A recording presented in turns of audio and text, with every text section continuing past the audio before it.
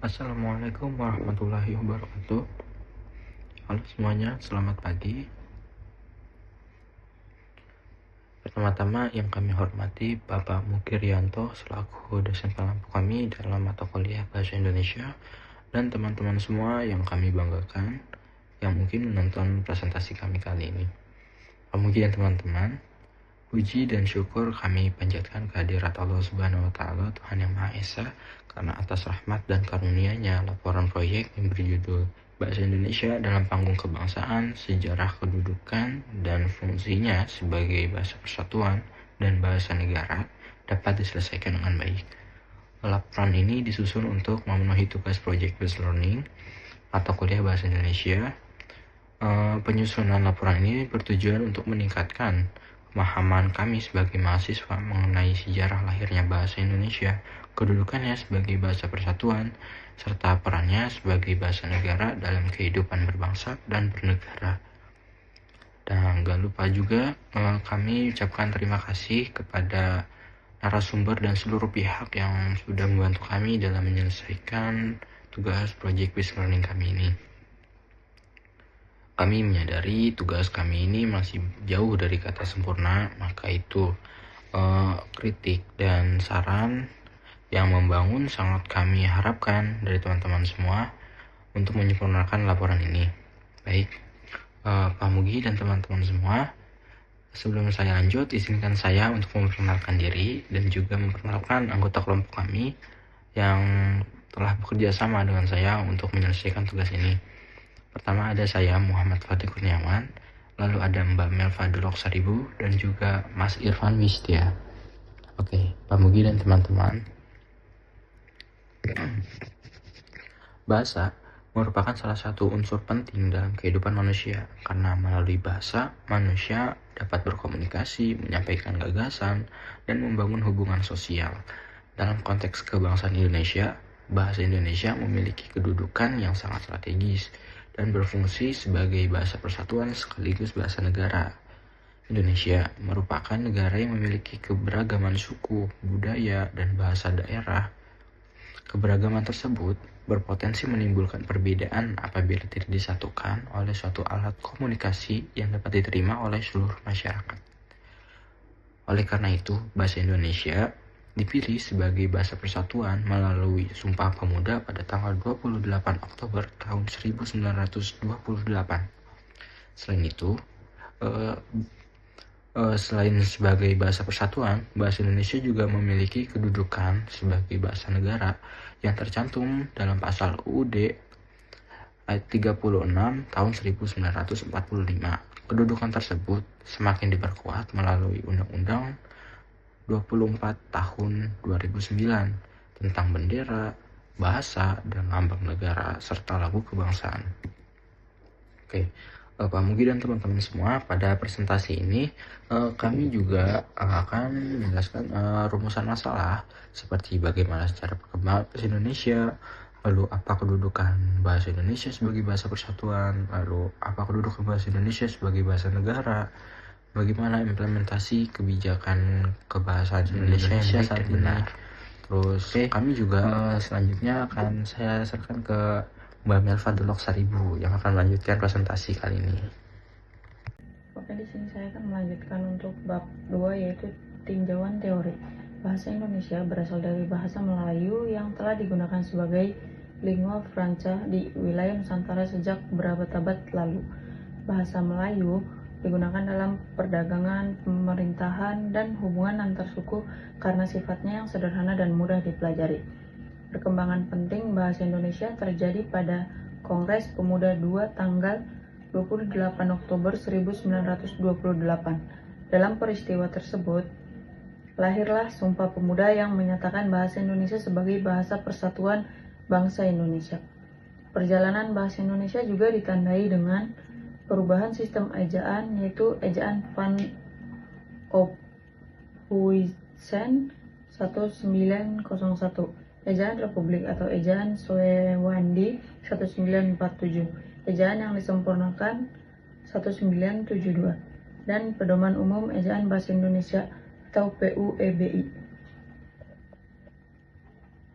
Kedudukan bahasa Indonesia sebagai bahasa persatuan, bahasa Indonesia memiliki fungsi sebagai lambang kebangsaan nasional, lambang identitas nasional, alat komunikasi antar suku, dan alat pemersatu bangsa. Bahasa Indonesia sebagai bahasa negara. Bahasa Indonesia ditetapkan sebagai bahasa negara berdasarkan Pasal 36 Undang-Undang Dasar 1945. Sebagai bahasa negara, bahasa Indonesia digunakan dalam administrasi pemerintahan, pendidikan nasional, dokumen resmi negara, peraturan perundang-undangan, dan komunikasi resmi kenegaraan. Referensi relevan. Beberapa penelitian menunjukkan bahwa bahasa Indonesia memiliki peran penting dalam menjaga integrasi nasional dan memperkuat identitas bangsa di tengah arus globalisasi. Oke, selanjutnya bab 3, metodologi proyek. Yang pertama, proyek ini menggunakan pendekatan Project Based Learning atau PBL yang berfokus pada kajian sejarah, kedudukan, dan fungsi bahasa Indonesia. Yang kedua, pengumpulan sumber sejarah. Yang ketiga, analisis dokumen dan regulasi. Yang keempat, dokumen sejarah. Yang kelima, Undang-Undang Dasar 1945. Yang keenam, Undang-Undang Nomor 24 Tahun 2009. Pendekatan Project Based Learning atau PBL sangat efektif untuk mengkaji sejarah, kedudukan, dan fungsi bahasa Indonesia.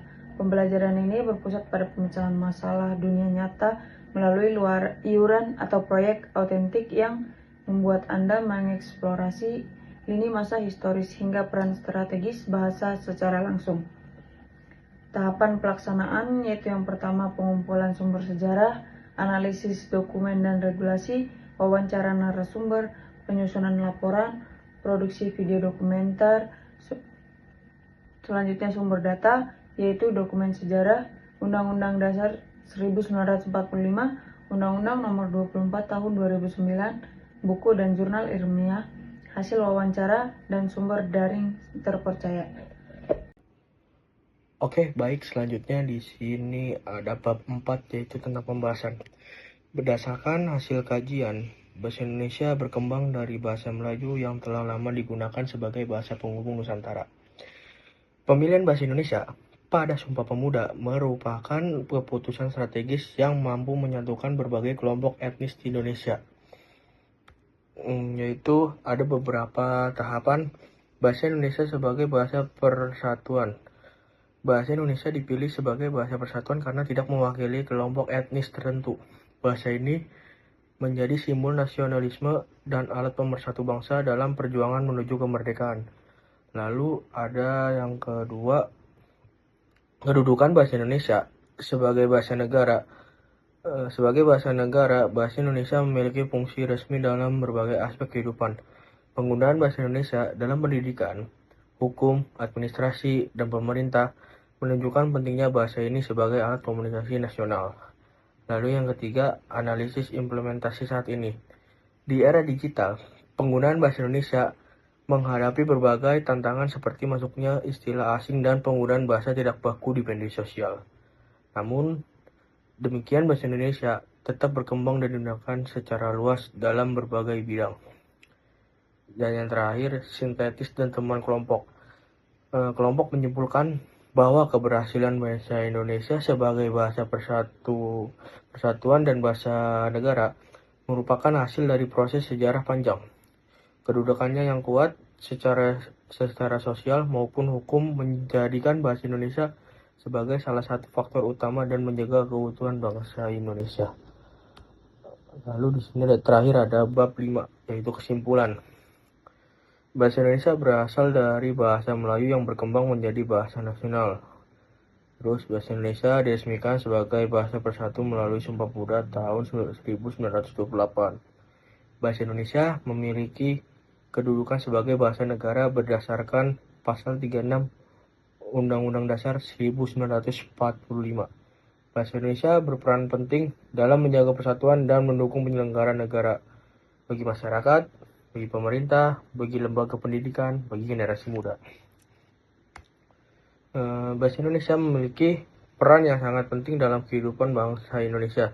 Berasal dari Melayu, bahasa Indonesia berkembang menjadi bahasa persatuan sejak Sumpah Pemuda tahun 1928 dan menjadi bahasa negara setelah kemerdekaan Indonesia. Sebagai bahasa persatuan, bahasa Indonesia berfungsi mempersatukan masyarakat yang beragam. Sebagai bahasa negara, bahasa Indonesia digunakan dalam berbagai kegiatan resmi pemerintah, pendidikan, dan pembangunan nasional. Di era globalisasi, tantangan terhadap eksistensi bahasa Indonesia semakin besar, sehingga diperlukan upaya besar untuk menjaga dan mengembangkan bahasa nasional sebagai identitas dan kebanggaan negara. Dan menurut saya ini saran sebagai masyarakat Indonesia, khususnya generasi muda, hendaknya terus menggunakan bahasa Indonesia dengan baik dan benar dalam kehidupan sehari-hari. Selain itu, perlu adanya kesadaran untuk menjaga dan melestarikan bahasa Indonesia agar tetap menjadi bahasa yang kuat, modern, dan mampu bersaing di tingkat internasional. Berikut penjelasan terakhir dari saya dan kelompok saya yang lain. Kurang lebihnya mohon maaf. Wassalamualaikum warahmatullahi wabarakatuh.